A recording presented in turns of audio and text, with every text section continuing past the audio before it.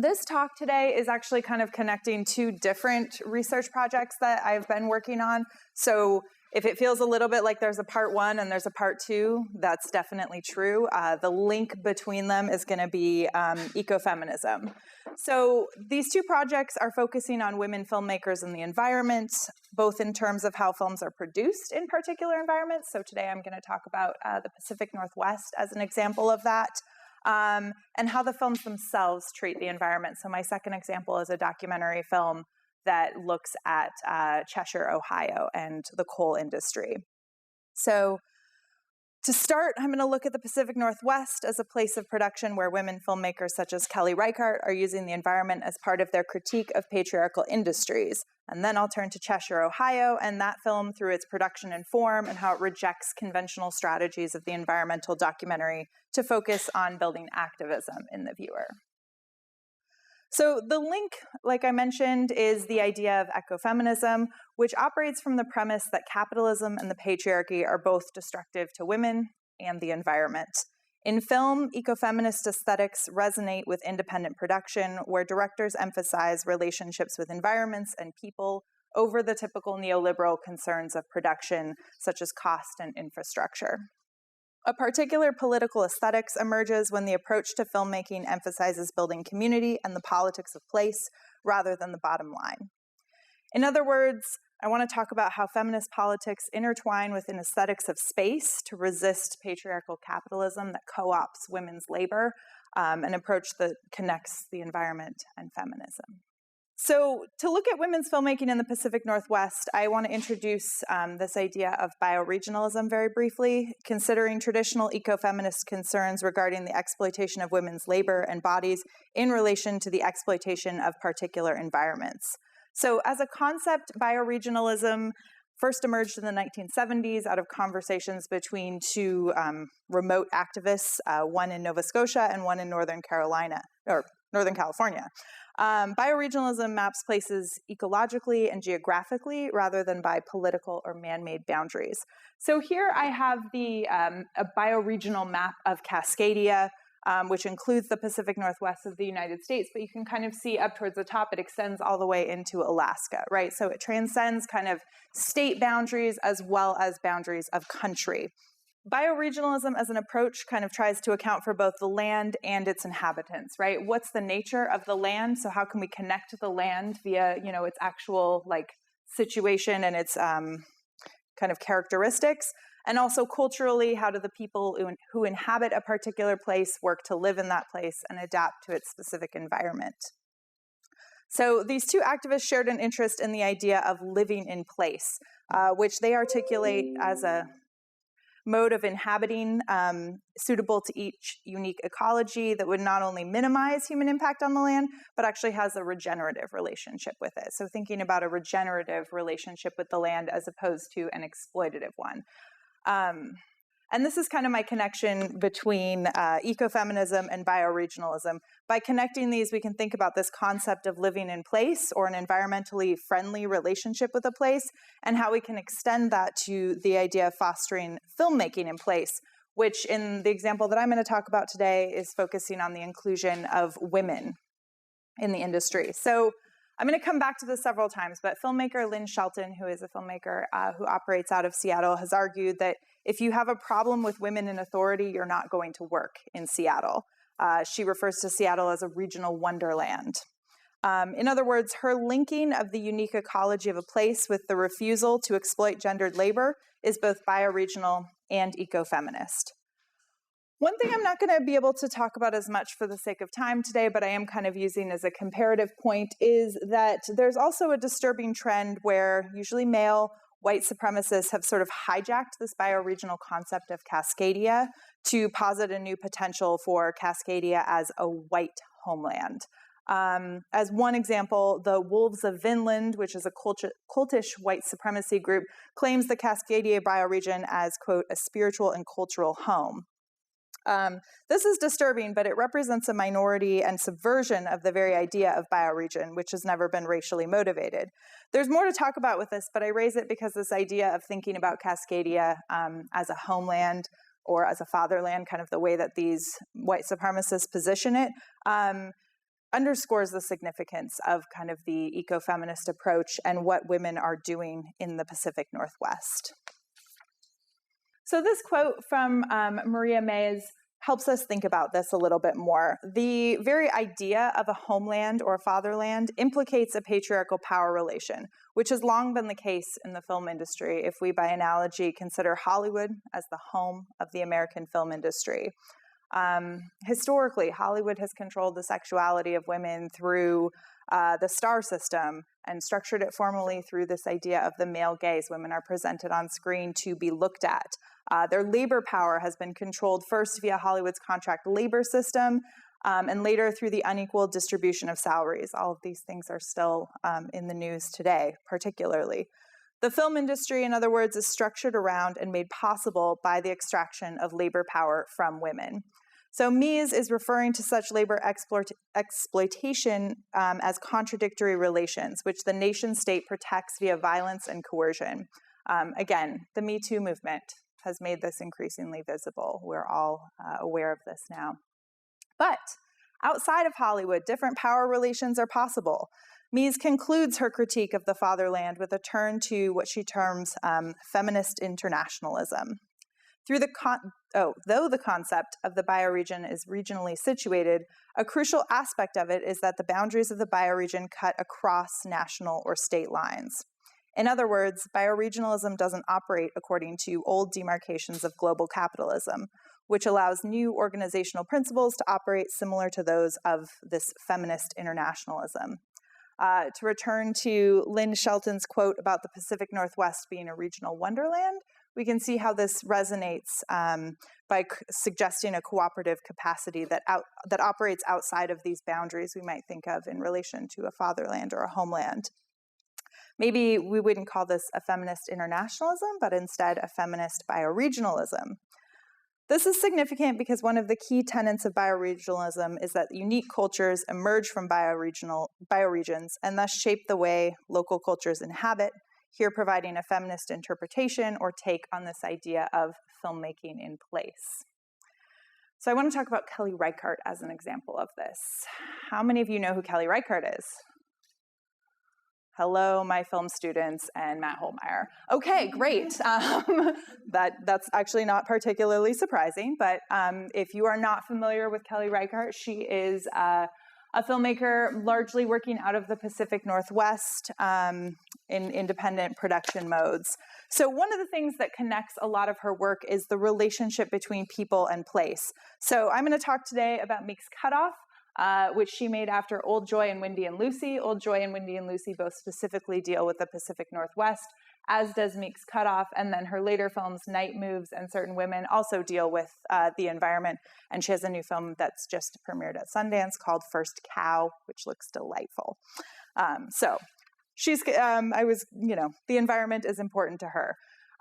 So she has this focus on particular places and cultures, specifically the Pacific Northwest, and a particular style in her cinematography that emphasizes the environments her subjects live in. Matt Holtmeyer, my co-director of film studies here, has argued that Kelly Reichardt is a bioregional filmmaker or even a Cascadian filmmaker.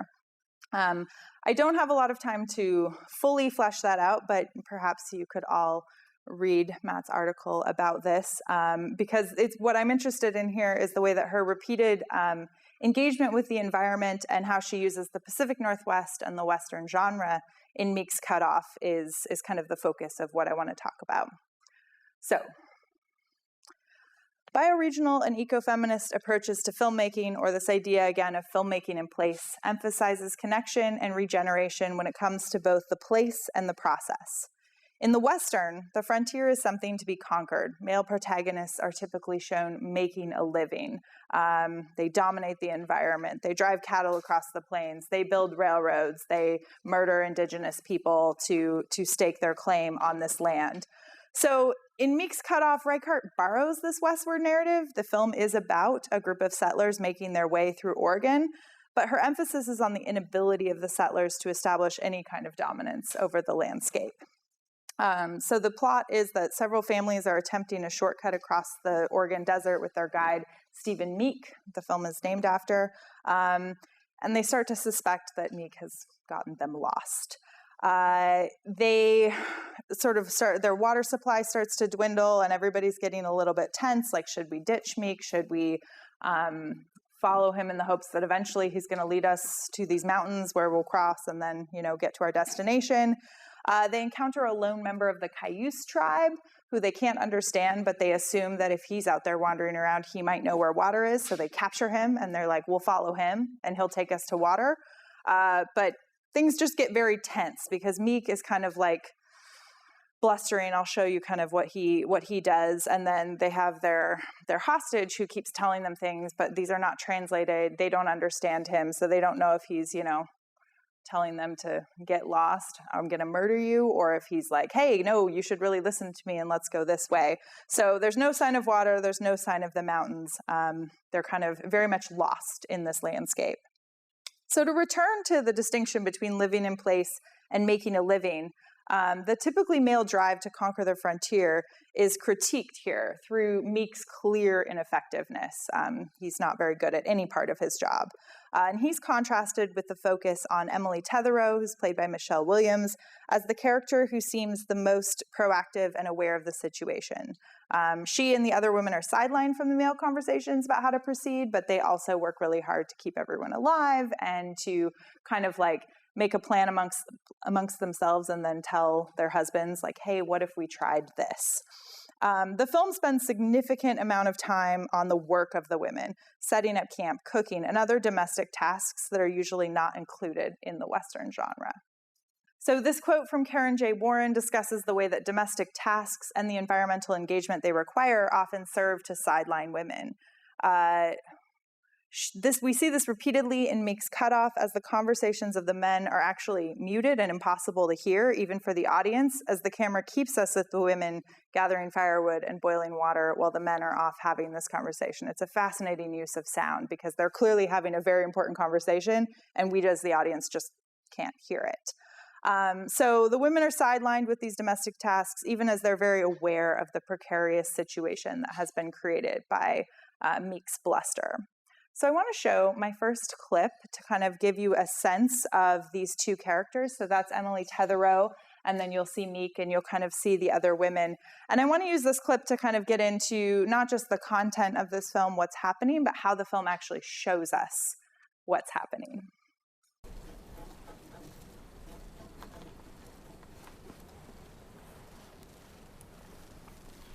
Sometimes I get the sense you don't care for me much, Miss Tetherow.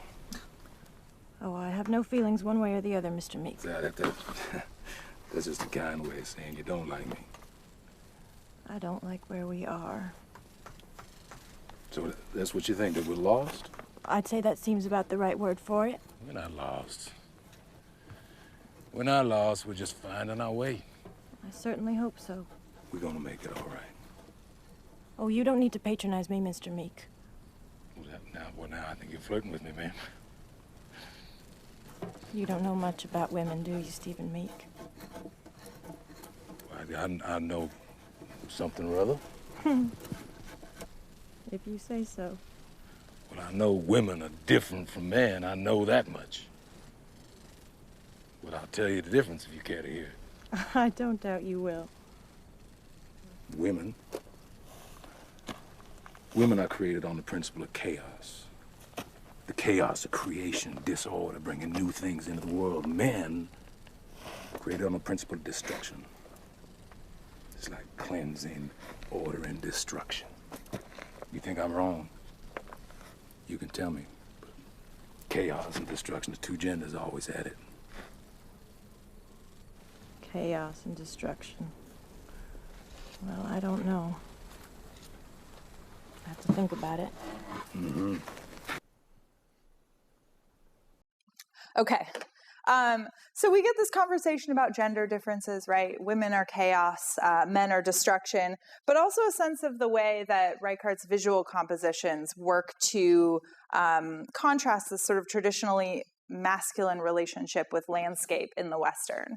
So on a purely formal level, this film uses the Academy ratio 4:3, which signals an immediate visual shift from the panoramic landscapes of the classical Western. So there we have the searchers, versus Meek's cutoff.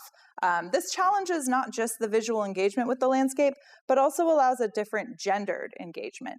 Rather than shifting between extreme long shots of the sublime landscape and men, close-ups of the men who will conquer it, Reichardt uses square framing and extensive medium shots to create a claustrophobic, anonymous landscape that emphasizes the directionless wandering of the small party, as well as the domestic work of the women. So the medium shots in that clip I just showed, you can kind of see how they allow, you're always aware that the women are knitting, that they're doing this work, even as they're listening to Steve and Meek talk about nothing.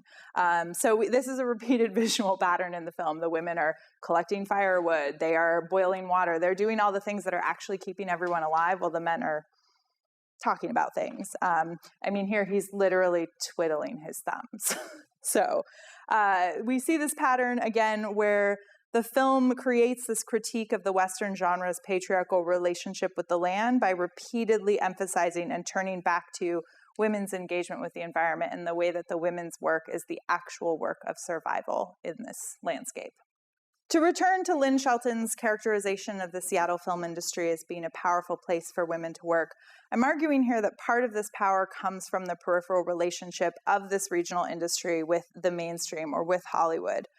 Women in Film Seattle has been operating since 1986 to foster this culture that Shelton describes. And this culture is unique in the film industry when situated, again, against Hollywood with the backdrop of Me Too. The emergence of a feminist culture isn't unusual here with Cascadia's strong regional identity. And this regional identity is strong enough to empower women and to resist sort of this subversive co-option that's been attempted by white supremacists. And what I'm interested here within this context is how the environment facilitates a culture of feminist filmmaking and how this might be acknowledged formally by the filmmaker. So Kelly Reichardt is just one example of women filmmakers working in Cascadia and using the environment as part of their critique of patriarchal industries via an ecofeminist approach. So to return to the analogy from earlier, the films are critical of the idea of a fatherland by virtue of being produced within peripheral industries, which highlight their ecofeminist aesthetics. So that's part one about the Pacific Northwest. I want to turn to documentary now, so kind of thinking about here's a fiction example that's using genre, and then thinking about here's a nonfiction example, and looking at how, in this case, the way the film is made within a peripheral industry and kind of its reception and its form can kind of impact, again, these ecofeminist aesthetics. So the next film I'm going to talk about is Cheshire, Ohio, which is a film that was made over a decade. It tells the story of this town, Cheshire, Ohio, examining how the community responded and adapted to the presence of 2 coal plants and the town's eventual purchase as part of a deal with American Electric Power, AEP. Using a combination of archival footage and interviews with current and former residents, Morgenstern's film weaves together several threads: the impact of the coal industry on the environment, the health of the residents and those who worked at the plant, and the impact of the buyout on the community. So essentially, this community is purchased by AEP and everybody is asked to leave. That's the story that she's focusing on here. So what I want to think about with this film is how the collage forms. So again, thinking about what the film actually looks like and how it structures the story, how it uses an open ending, and kind of the way that the film emphasizes community in both the way it was produced and the way it was distributed and in the content itself. Mobilizes audiences beyond the smaller community depicted in the film. So I want to show just the opening here to give you a sense of what the film looks like, and this kind of sets up the story quite nicely.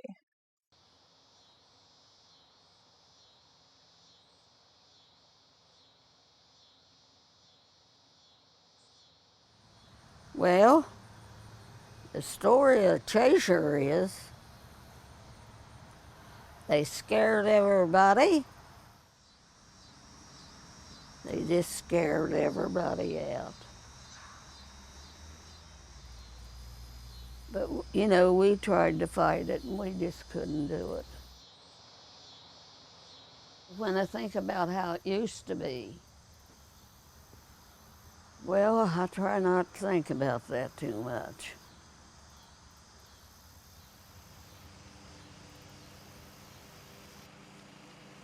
I am pretty much the caretaker of Cheshire. I go through, cut all the grass, I'm glad to be here. I really, really am. This is where I lived pretty much my whole childhood. And of course we have white fences in front. Then right here behind you, there was Marvin. He had a little yellow house facing this way. Sonny Smith was there. He's facing 554. Then you had the Hoobrys, which was facing this way. Over here there was a garage. Then you got Harold Mack, Mary Phoenix. Harold Mack owned that house over there too, that was on the corner. And there was 1, 2, 3, 4, 5 houses down on this side past the stop sign. And over here there was one big house, which was Tom Reese's. Then we had the trailer. Oh, it was busy. There was all kind of houses and trailers and everything. Well, it's different from what it used to be, I'll tell you. There's just nobody here anymore. You know, it's hard not to miss them.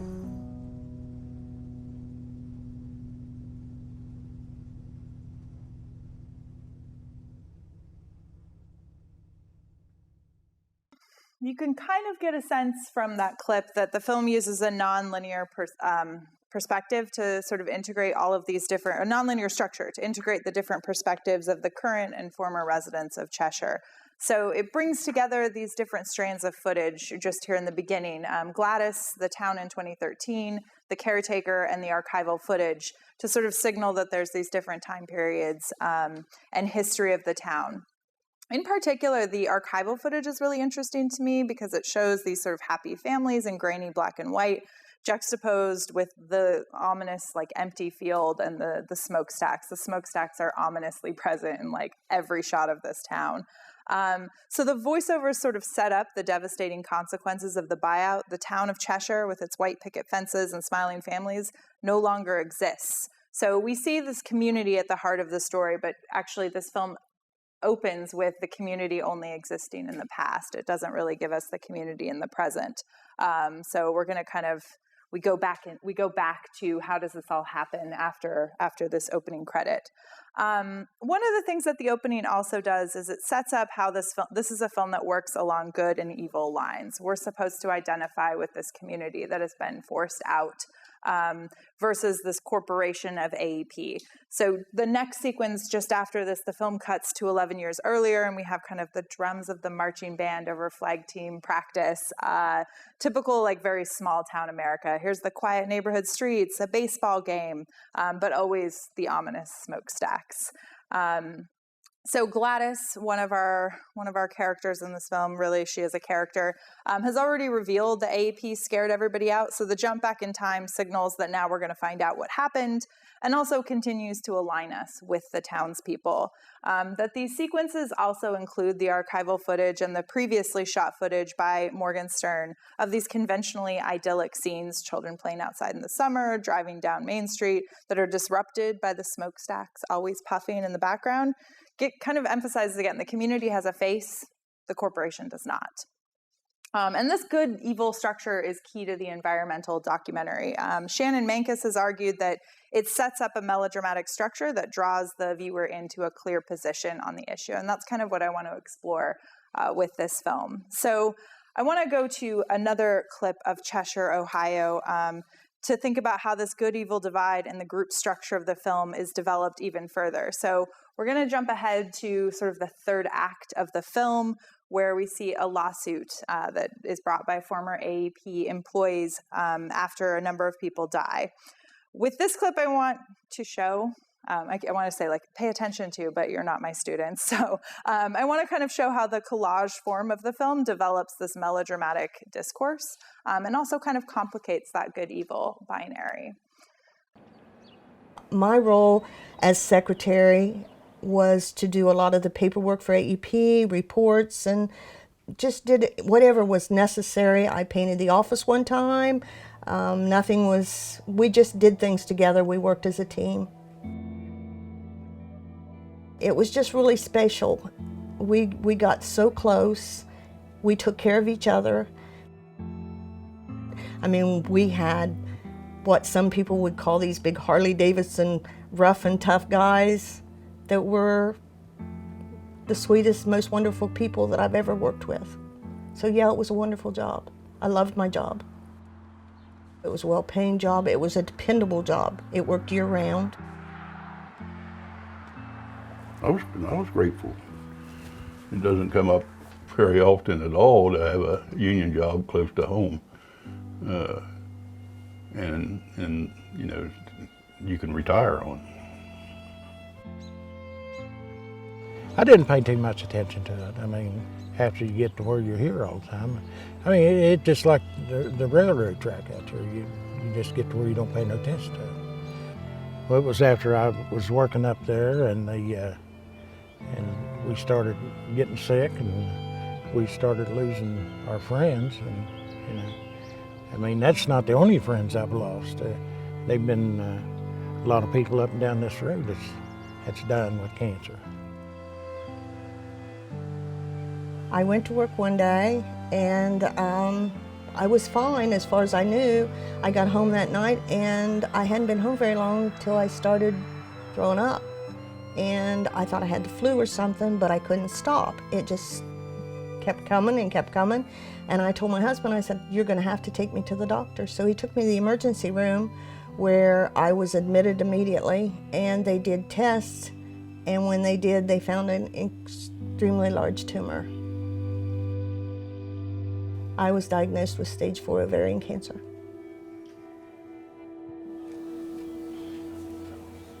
How's Carlos getting along? The last time I talked to him, he had the feeding tube out, and he was doing pretty good. He's out in his workshop, said he's not doing much on the woodworking now, does a little bit. He's been through a lot real fast for somebody that didn't even know it was coming, kind of hit him blindsided. We were contacted by Iva Sisson. She told me that for a number of years, her friends and co-workers were dying off, but they never put the story together. They couldn't tell because they were dying of cancers, but different form of cancers. One would have pancreatic, one would have throat, one would have a heart problem. My first supervisor died of cancer, brain and lung. My second supervisor, which was a young man full of life and had everything to live for, he died of brain cancer. So what I want to draw your attention to with this clip is, again, this sort of cross-cutting between the different perspectives, emphasizing how this has impacted the community, which also is like underscored by the sound bridges connecting these interviews with different sets of images. So somebody is talking and we kind of transition to the other person while they're still talking. And again, the other thing that's significant here is that this kind of complicates that, like, AEP is just the big bad villain of this story. And this clip gives us a little bit of it, but this happens repeatedly throughout the film as people talk about, this was the best job. This was a great job. I loved my coworkers. Or there's a woman whose daughter has asthma that they interview later, and she's like, well, my daughter's struggling, but we can't move. Like, my husband, this is the best job he's ever going to have. So we're staying here. So kind of the complexity of, like, they are the villain. This is dealing with their lawsuit, but also it's a good job, and there's a reason people keep working for them. So Shannon Mankus argues that the melodrama as a discourse works for climate change narratives through not only how it allows the viewer to align our moral compasses, but also for its interpolative power, the way that it invites viewers to become part of the narrative. Cheshire, Ohio offers closure to many of the individual stories in the film, but its message is not hopeful. So I've included the final image of the film here, which indicates the plant is still active. Again, the problem is ongoing. It has not been solved by the efforts to bring a lawsuit. AEP continues to do business as usual. Last year, 2 years ago, they actually sold this plant to a different corporation, but it's still there.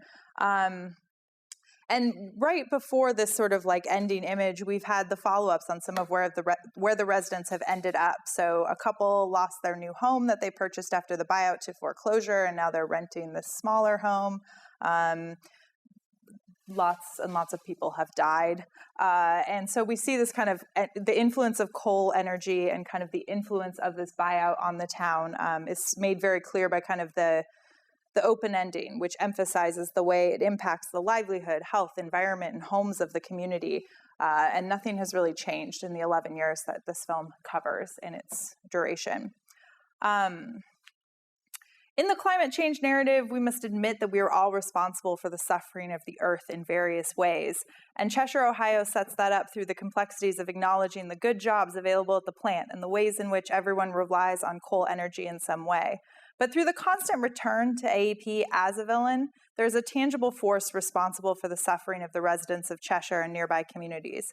And this is a key part of leaving kind of this three-act structure of the melodrama that usually works in climate change or environmental documentaries, leaving that unfinished. AEP has not been brought to justice, coal energy is still being used, and it's clear that these problems still exist. By demonstrating that the problems are ongoing, which is really how this film does conclude, the film elicits a particular response, or tries to elicit a particular response from viewers in terms of inviting change in their actions, rethinking reliance on coal, working with one of the organizations mentioned in the film, or hosting a screening of the film. And these actions that come after the film and the ways the film was produced and distributed build this sort of participation in the performative framework beyond the form of the film, which is what I want to talk about next as I finish. So back to ecofeminism, this provides the context for why the narrative and formal structures of the film set up a particular response in the viewer, one which invites activism and engagement. So I began the talk with this quote, and this quote actually is framed in terms of a provocation from Saleh to only connect. So in other words, through connecting with others and with the environment, change is possible. And ecofeminism here is important for the way it both critiques current structures and offers hope for a better future. Activism is the link between these two aspects. So Cheshire, Ohio was made by a team of women, and the ecofeminist approach stems from the way the documentary foregrounds community engagement with the environment, not only through its form, so we see the community voices in the film, but its production and distribution. A little bit about this film. Morgenstern did not have an existing relationship with these residents. She read a story about the buyout in the New York Times and went to go visit the town in person. And she was really intrigued after meeting some of the people and seeing the devastating effects of AEP. To quote from her from an interview, she was moved by the way this intimate story could so powerfully illustrate the multiple layers of devastation caused by the coal industry. She filmed it over 11 years and struggled to find an ending because there was no clear wrap-up for this story. But she felt like it was too relevant to abandon, so she just edited it for release in 2017. A variety of funding, and again, the core team is all women here, but within the distribution and production, there's an emphasis across all of these elements on collaboration, community outreach, and kind of seeking alternative modes of distribution. So this is a film that's done multiple screenings in local communities, often in partnership with environmental organizations. We have this argument from David Whiteman, who believes that considering the impact of a documentary involves thinking beyond the finished film within the dominant public discourse and individual citizens to consider the wider discourses and context surrounding it, from production to exhibition, particularly in discourses outside the mainstream. So with Cheshire, Ohio, the community screenings and advocacy partnerships stemming from the focus on local examples of global environmental issues offer an example of alternative exhibition spaces beyond the cinema and film festival where films might connect with audiences and create change. That's where I'm going to try to be more hopeful as we finish. The central theme of most versions of ecofeminism, therefore, is the interrelation and integration of personal, social, and environmental issues. And this quote I find helpful because it helps us think about what these films are actually doing and how they're working with ecofeminism. The collage of community voices in Cheshire, Ohio broadens the appeal of the film for different audiences. The formal approach of the film connects it to ecofeminism in that the film's movement between different individual stories within the community emphasizes the social and ecological interrelations that ecofeminism reminds us of and holds us accountable to. Crucially, an ecofeminist approach also emphasizes power relations, with which Cheshire, Ohio, and I think also Meeks Cutoff, is able to reveal precisely through its collage approach. Early on in the film, Morgenstern actually had access to the Gavin power plant and was able to interview people, and that access was taken away pretty quickly. One of the other things she's noted about this film is that a lot of the people who appear in the film didn't necessarily consider themselves environmentalists or had never been involved with organizations like the Sierra Club until it's sort of like they were facing the buyout. So this turn to activism, I think, is an important part of this film and what connects it. So here's my real hope here. Inestra King frames ecofeminism as the practice of hope, which anticipates the future rather than focusing on vindication for the past. In connecting this notion to Cheshire, Ohio, and Meeks Cutoff, films made by women with a feminist approach in particular environments, we can see both the critical frameworks and the ideals of ecofeminism in the production and form of the films. An ecofeminist aesthetic demands the formal features of the film crucially move away from conventional narrative structures and priorities. By weaving community stories and archival history together with collage form, as well as leaving the ending of the film open, Cheshire, Ohio might broaden the interpretive framework for viewers, inviting action beyond the viewing experience. Focusing on the labor of women as a key act of survival in Meeks Cutoff, the film critiques the Western genre's typical treatment of landscape and gender. The feminist approaches of both Reichardt and Morgenstern explicitly reject patriarchal dominating approaches to the environment, suggesting instead an emphasis on solidarity and sustainability. Thank you.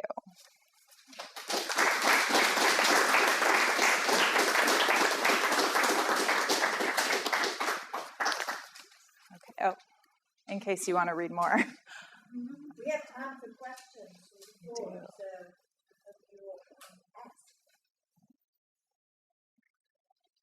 Oh, all at once. Yes. Okay, I have a question. I'm kind of interested in this idea of ecofeminism, this like ethics of care approach where like things are relational. And so I've seen a lot where there's this growing like scenarios of like sacrifice zones where areas have been completely destroyed by capitalistic industries. And I'm wondering, from an ecofeminist perspective, how can we go against like these horrible like structures where they're like degrading like land and just going towards industry? Yeah, I mean, and I think that's sort of like what, like one of the things that, to go back to this longer quote that I didn't really read all of, but one of the things that comes up a lot in ecofeminist literature is kind of having these multi-directional plans of both politics and action, right? And so one of the things that makes ecofeminism kind of like interesting to talk about is that it's applicable in all of these different ways. But I mean, in that specific example, I think organizing, activism, right? That's the way to push back against any of this, because being passive gets us nowhere. Something that's fascinating in Cheshire, Ohio is watching these people get activated by like they're going to lose their homes. And of course, they're getting a ton of money for it. Like the town, they buy that town for like $21 million or something. So these people are originally like, well, that money's not so bad. And then, you know, when you die of cancer, money doesn't matter. So kind of like watching them activate and organize and start partnering with these organizations like the Sierra Club comes in and helps them do these community events to kind of push back against it. But I think organizing and activism, that's the only thing we can do, the best thing.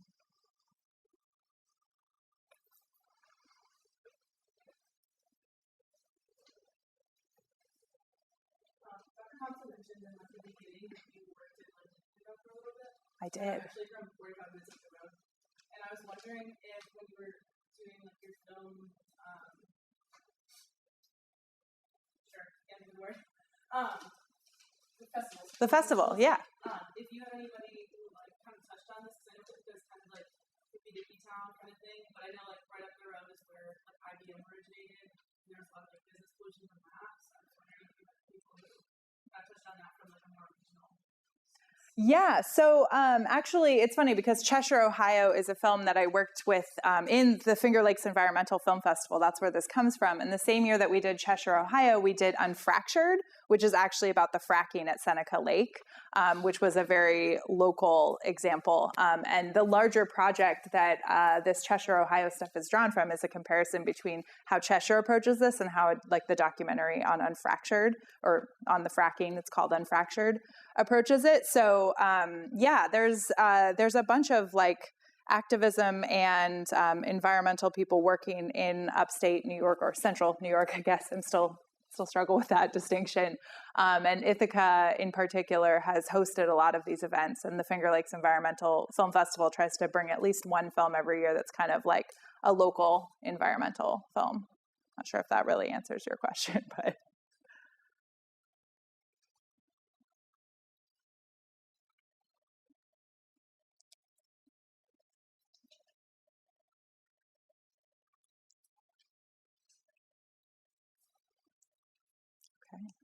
Yeah. Was there any films that kind of surprised you with the way they possibly approached ecofeminism in a way that you hadn't expected them to recently?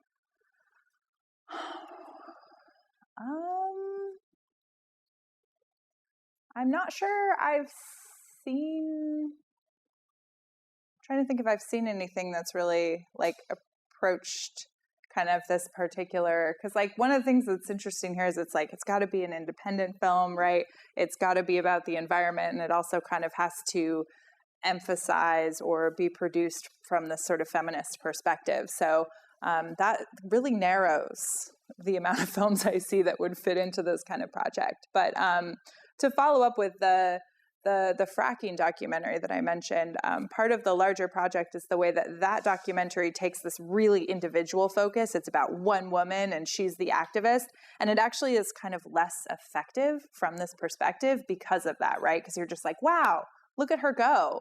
She took down this big corporation, and she did that all by herself. And it actually, when we showed it at the Finger Lakes Environmental Film Festival, protesters showed up from her group because they were like, hey, this documentary makes it look like Sandra did all of this herself. She didn't.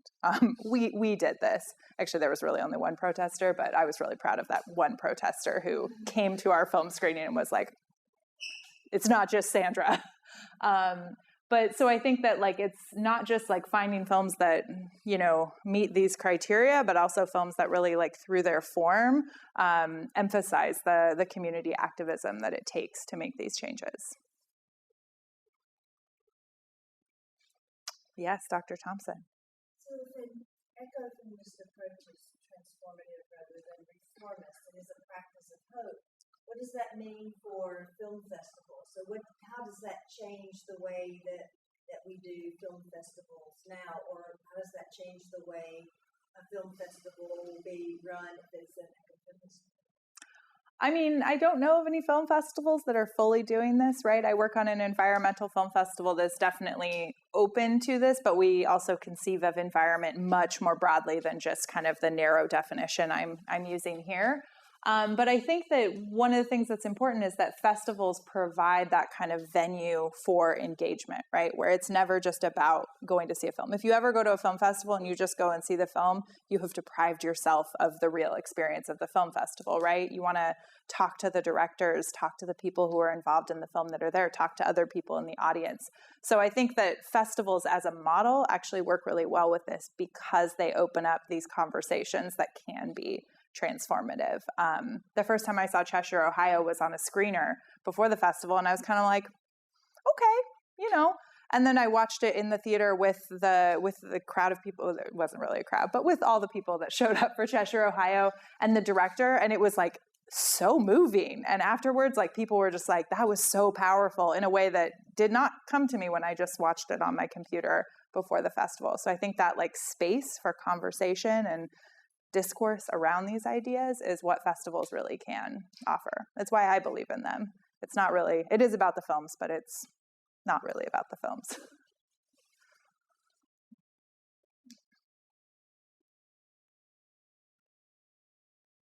I think you might, if you would, take a moment to say, do you have a moment more to say something about upcoming courses in film studies? Thank you. I would love to advertise. Yes. So the first thing, though, as we mentioned before I started talking, the Appalachian Bluegrass Silent Cinema and Bluegrass Film Series. I think am I getting that title fully right? Close enough? Okay. But our film series for film studies has our next event on February 20th. So it's going to be D.W. Griffith shorts with a talk by Kieran Sarah and music by the Roper Sisters. And if you have never seen a silent film with live accompaniment, it is such a delightful experience. It transforms the film. And if you know Kieran at all as the head of the Storytelling Center, I promise you that he will say something profound and witty and be much more entertaining than I could ever be. So that's February 20th at the Storytelling Center out in Jonesboro at 7 p.m. And it's free, and you should come because it's just really great. And film studies is undergoing a massive overhaul, so we're really excited to launch our new program in fall 2020. I'm putting it out in the public now, so it's happening. And so we'll be offering our usual introduction to film, which will now be called Methods in Film Studies, and some classes on history, and I'm going to actually teach a class on film festivals in the fall. Speaking of festivals, so the Johnson City Film Festival will be coming back for its second year in a slightly transformed way. So I'm going to teach a class on film festivals that will run alongside that. So if you have any interest in film festivals, that's a good class. Dr. Holtmeyer is going to teach a class on the martial arts film and on the video essay. So giving some chances if you want to actually edit together and work with films and think about making arguments and essays out of films themselves. I think that's a big thing that's upcoming for us. Stay awake because new film studies plans are going to drop soon. Sorry, Alan. I'm stressing him out. But yeah. And thank you all for coming. I was like, it's so nice to see this many people that want to hear me talk about film, the environment, women, things I really love to talk about. So thank you for that. And thank you, Dr. Thompson, Women's Studies, for asking me. Yeah. Okay.